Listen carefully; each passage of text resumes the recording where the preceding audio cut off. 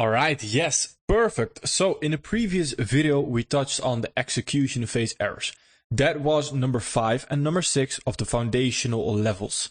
That is where the most emotions are starting to rise. Now, after we have a lot of emotions accumulated over a long period of time, of course, we also need to know when to take a step back. So in the previous video, we touched briefly on the psychology meter. That is what we touched on at the end of the video. That is exactly what we are going to talk about today. Like I mentioned, when we trade and there's a lot of emotions starting to rise over a long period of time, those emotions need to go somewhere. They need to go somewhere. And if we only trade, don't do anything else, then all those emotions will be targeted towards eventually revenge trading, overtrading, forcing something. So we need to take into account the psychology meter. So what you're seeing here on your screen is a beautifully drawn psychology meter by me. No, but this is a psychology meter and it helps us to visualize what we are going to talk about today. So on the right side of the psychology meter, we have a high risk of error. On the left side, right there, that is of course a low risk of error. So that is the state where we want to be. And slowly with more trading, we'll get more to the right there. And we want to be all the way back at the beginning. The way I always like to see this and the way I like to compare this is to the gym.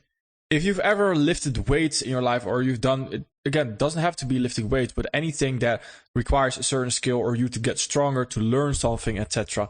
Then in the gym, usually if you go for a very long time and then eventually you feel like you're not making any progress, you're hitting a flat line, you're not making any progress anymore.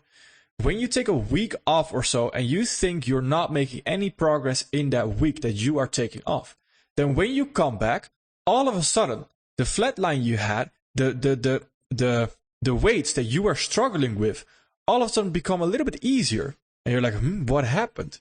That is the power of rest, the power of just simply taking a break. Taking breaks in trading is as well an extremely underrated thing.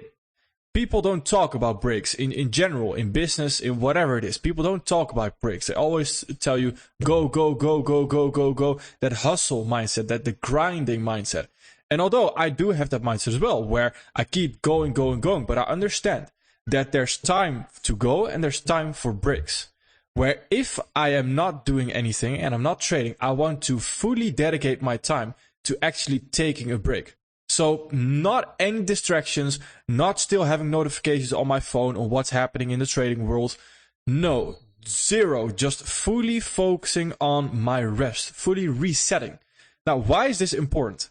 Because when we trade over time, the more we trade, the less we take breaks. So if we don't take any breaks, when we execute constantly with new trades, etc., then we will stack up emotions. Those emotions need to go somewhere. They can't just be stuck in us all the time. Those emotions eventually will be targeted to something. We need to make sure they are targeted to our rest, as in we get those emotions out while we are actually resting, whilst we're doing nothing, and we can control those emotions again. But if we don't do that and we don't take those breaks, then what will happen? We will have those emotions that start stacking up, and eventually we will target those emotions to our revenge trading, to our overtrading, to, for example, forcing IDs, not having that clear state of mind again. So first of all, I want to again tell you a story on why we are doing this, why this is extremely beneficial. It leads me back to the basics, understanding the basics. What is the basics of the market again? Well, in order for someone to buy, there also needs to be a seller. In order for someone to sell, there also needs to be a buyer. So if we want to buy something, there needs to be a seller at that exact level. We know, again, that trading 99%, 95% doesn't make money. All right, perfect. How can we be a part of that 5% that does make money right there? Well, the technical analysis overall is already out there. There's a lot of different methods on how we can actually approach our technical analysis, etc. And I think to an extent, they all work. Some might work better than the others. Some are just not that great. Some are great. It just depends on what do you actually want to learn right there. What makes sense to you? What are you comfortable with? All right, so the technical analysis, again, every single person in the world can make sense of the technical analysis. As in, that's not the problem. You have the best technical analysis traders that are not even profitable. Why not? Because they can't cope. They can't understand their psychology. So actual liquidity in the market, the seller that we need when we want to buy, is not someone that we are taking out on a technical analysis perspective. It's not someone that on technical analysis level we are better than. No. It's someone that couldn't keep their psychology in check. Think of how many people are trading without a stop loss, are forcing a trade right now, are not sticking to their trading plan, are now revenge trading, are now over trading. That makes up the majority of the market participants. The people that can't keep their psychology in check. The people that are making psychology errors. So that is our liquidity. So we also understand that, all right, in order for us to actually become the best at what we do, yes, the strategy overall, we need to have those guidelines, because without those guidelines, again, the psychology doesn't make sense. So we can't blame everything on psychology. But if we can't make our psychology work, then the technicals will never work. So that is very important. And the reason that is very important is, again, what we're going to touch on right now. So what is the cause of this psychology meter moving to the right, where we get closer to a higher risk of actually making an error right there? Well, the first thing that we have is price not agreeing. In other words, you might be trading in low probability conditions. That is the first cause on a psychological level where you now will be affected and you have a high risk of error. Why is this?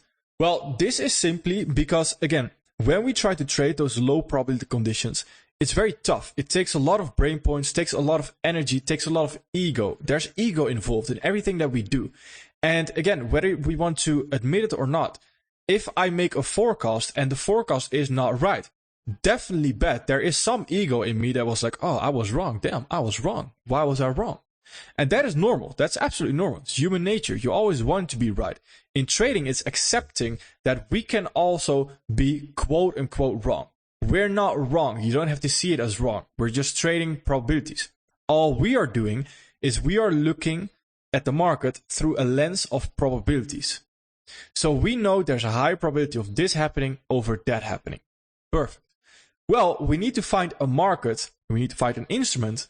We need to find a trade ID that is high probability. A high probability of actually playing out. If we don't do that, then we already are stressed about, is this actually high probability? Is this not low probability? I'm not sure about this. I'm not sure about that. That will already increase the risk of error. So where we start with a fresh mind, if we are now trading low probability conditions, we will go a little bit higher, where we are now increasing our risk of error. Again, the price not agreeing and trading in low probability conditions already speaks for itself, right? It always speaks for itself, where of course you would not do that. But understanding the actual why right now on a psychological level is also very important, and it might actually prevent you from next time when you are trying to trade a low probability condition. Remember, you are increasing your risk of error. And the thing here is as well, what I want to mention is that first, when we're just starting out, first we have to find high probability price action, and we also have to pay our attention to our psychology, which in the beginning, if you're just starting out, is quite difficult, right?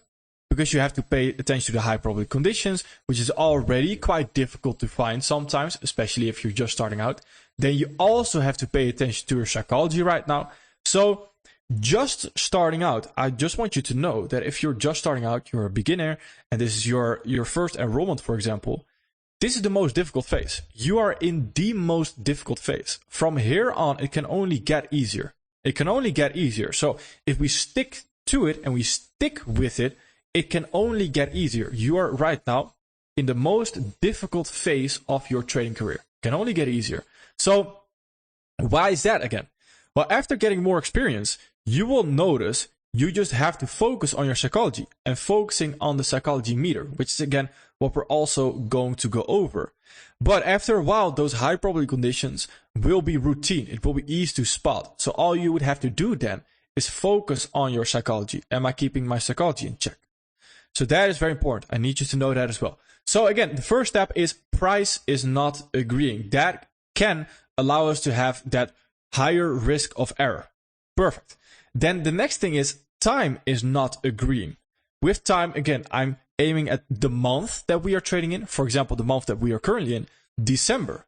Then also the news. So if we are trading on a day where we don't have news supporting the ID, and in the kill zones. The specific kill zones criteria aren't met, for example, and we are trading, then those things are all what can eventually lead to a high risk of error.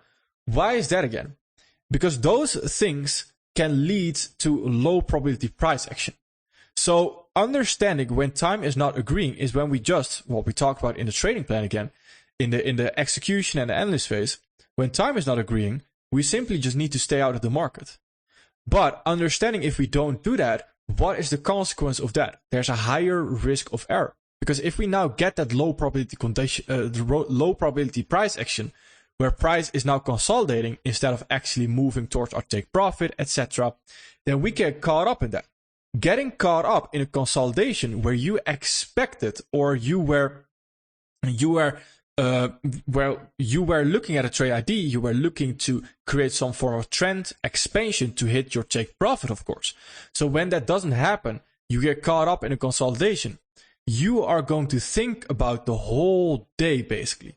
Because all we're doing right there is just constantly checking, are we still in a consolidation? Are we expanding right now? That takes a lot of brain points, a lot of energy away from us, and a lot of focus. Which means that overall, what will happen?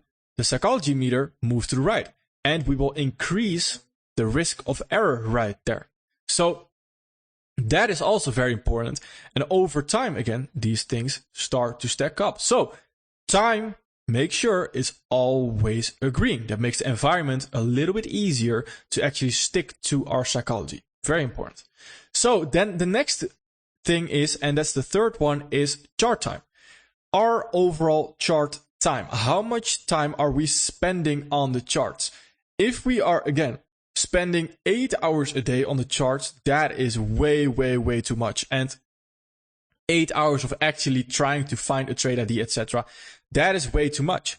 Again, that leads me back, and that's just the foundation. That's the values that we have. So we have certain values that we go over, and everything is attuned to those values. So in the philosophy video, in the intro video, we go over certain values. A value here, what we talked about, is understanding again that we are outcompeting someone on a psychological level. So our psychology should be stronger, our mindset should be stronger than someone else. We should be able to keep our psychology in check longer. Who do you think is the person that can keep their psychology in check the longest? Is that the person who spends 8 hours a day trying to find a trade ID? Or is that the person that already knows when and where to get involved, so can use alerts, for example, and can now limit their chart time? Limiting that chart time, of course, leads to a lower risk of error. Having a lot of chart time, a lot of emotions involved, a lot of overthinking will, of course, lead to a higher risk of error right there. So that is very important to understand, that the next thing, the next cause of that higher risk of error is chart time. We always want to have the least amount of chart time possible, of course. Then the next one is, and that's the fourth one and the last one as well. These are, again, the bigger overview. So in between, in small details, we might have things that increase the higher risk of error as well. But the fourth one is a loss, a win, or a break even. What do I mean by that? I mean, just in general, a single trade ID that plays out, whatever the trade ID might be. If it's unprofitable, if it's profitable, if it's break even, so a loss, a win, or a break even, it doesn't matter. Whatever the trade ID outcome is right there, it will increase the risk of error. Let's say we take a win. And again, what was one of the 5 emotional errors that we can encounter? That's confidence, right? So one of them is confidence. So if we take a win now, what might happen? Well, our confidence might be sky high. Confidence being sky high is not necessarily a good thing. That is not confidence. Confidence is that very calm behavior where if we have that sky high confidence, that's not a good thing, because now we will think every trade idea that we choose will play out because we are so confident we think we are the best. That's not a good thing again. And that might lead you to now taking trade ideas that you wouldn't take with a fresh state of mind. So your risk of error has increased. Where as well, after a loss, of course, your risk of error also increases. You are not the same person that you were before you take a trade. You are simply not the same person. Your psychology is affected. Whether you notice it or not, your psychology is affected. Your risk of error is increased after taking a trade right there. That's extremely important to understand. Now, someone else's risk of error might be a little bit higher. Someone else's risk of error might be a little bit lower. That depends on the experience overall that you have as well. But again, as a beginner, as just starting out, I would argue your risk of error after a loss, a win, or a break even is extremely high. The urge to rush back into the market, for example, the urge to do something that you shouldn't do, that is very important to understand. So again, well, now we've talked about these risks of errors, but what we've just talked about is the first part, as in we now know that basically with everything that we are going to do, even if we get to a win, a loss, or break even, in general speaking, just trading, that means that we are going to increase our risk of error. All right. Well, then we also need to know how can we decrease that again. That is where it's now very important to also have a strategy on how we go about our psychology meter, which I will tell you the basic guidelines on how I approach, again, my psychology meter. So these, again, are all the factors that increase the risk of error. And the way I see it right now, or the way I see it in my personal trading, is the only thing I'm doing is I'm constantly monitoring if I can take a rest. If I can take a rest where someone else is trying to push their luck. So basically saying, I run when it actually matters. I get involved when it actually matters. I increase the risk of error when it actually matters. So when time is there to allow it to happen. So what do I mean by that again? Well, if I take a rest where someone else is trying to push their luck, I mean, for example, a person that is trying to trade when price is not agreeing, I take a rest. When time is not agreeing and another person is trying to trade, I take a rest. Where I have low chart time and someone else is having a lot of chart time, I take more rest. When I take a loss, a win, or a break even, I know that after that, my risk of error has increased, so I take a rest. So for example, when time is not agreeing and we have December, currently I have not been super active in trading December. Well, why is that? Well, think about it. Who is going to be better in the next year, in 2024, when we go into the potential high probability conditions again? Is that going to be the person that took December off, not completely off, as in I'm still focusing on my trading to still be in sync with the market, so I still know where it's want to go, etc. But my emotions are not necessarily involved that much. Where another person that's trying to trade December constantly, every single day trying to trade December, which is then potentially trading in just a little bit lower probability conditions. So the person that is trying to trade every single day of December right there will go into the next year with more risk of error, with more emotional damage, with more emotions accumulated over that past month. So who do you think is going to keep their psychology in check? Me or the person that was trying to trade December whilst the conditions were just not that great? And that same goes for example, when you have NFP week. When you have NFP week, on NFP on Friday, you have Thursday and you have the Friday morning. So the London session ahead of that NFP. The person trying to trade that potential consolidation, that low probability conditions ahead of NFP on that Thursday and that Friday morning will have a lot of emotions accumulated before the actual high probability condition might even happen. So if we understand that, then what will I do? Well, I understand there's a person out there right now that's trying to trade NFP ahead of the actual news event, which is just low probability conditions in general. All right, perfect. So what do? I rest during that period. So I know once my time comes right there, once my time comes to actually get involved, I will keep my psychology in check longer. So my consistency over the long term is a lot better than someone who's boom every day, every night, every single minute of the day trying to get involved, trying to find a trade ID. No, I rest. I'm an eagle. I pick my time when to actually dive in and catch that rabbit who's not paying attention to the overall bigger picture. That is who we are, and that is our mindset here. And that is very important to understand. Because when you see me sometimes take a step back in the market, it's not that I'm not interested in the market.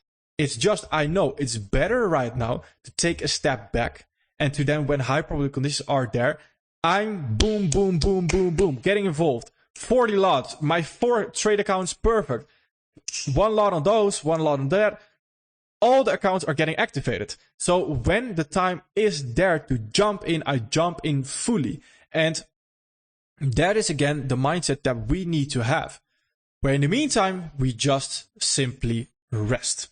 That is extremely important. So again, the way I see that and that analogy that I wanted to use as well is that we can constantly run. But if we're constantly running when it doesn't matter, then it's very futile, right? What are we running for? It doesn't matter. The outcome is not there. So what do? We run when it actually matters. So if someone that has been sprinting a marathon without actually getting an outcome, and we just sit and we wait, and sometimes here and there we sprint again to train our legs and to get a little bit faster, and then we sit and we wait. And then a person comes by next to us who's running to the left of us, and we see them running completely exhausted, completely up in their own mind, thinking all negative things where they're like, I've been running for so long with no outcomes, etc.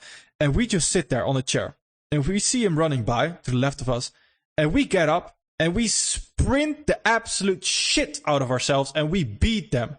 We beat them easily. Why? Because we understand the game. We understand there's now a time to run. So we beat you to the place.